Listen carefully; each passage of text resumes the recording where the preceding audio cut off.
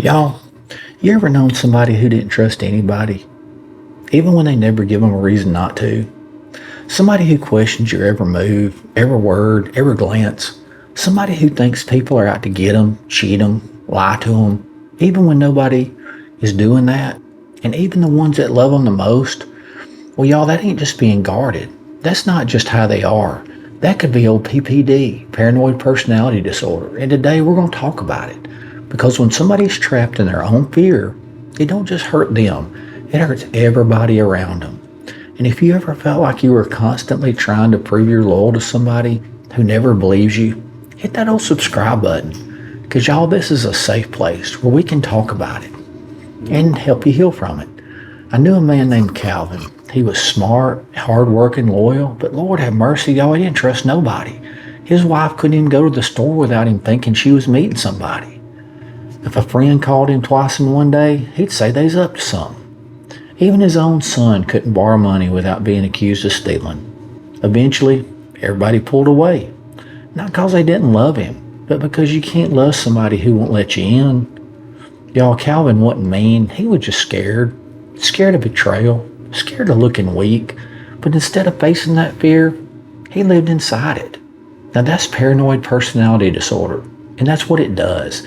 It builds walls so thick, not even love can get through. Let's get clear on what we're talking about.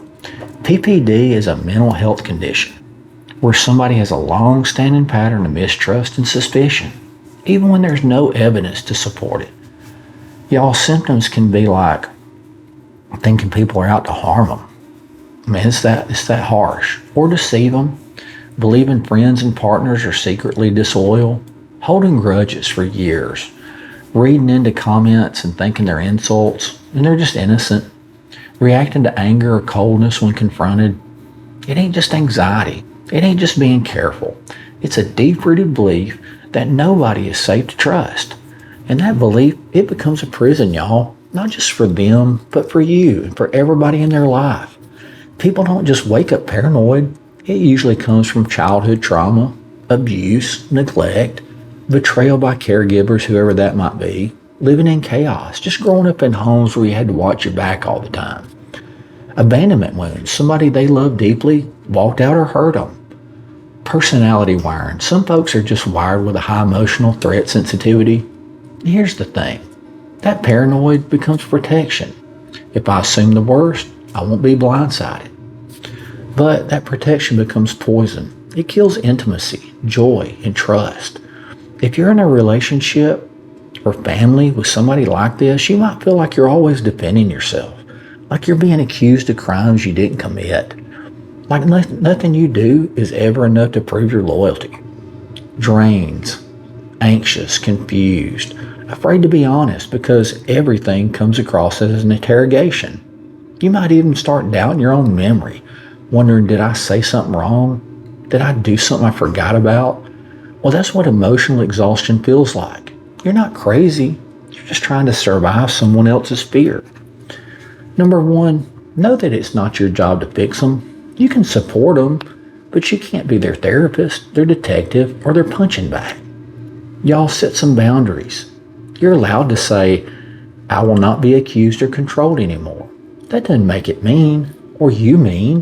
It makes you healthy. Encourage help.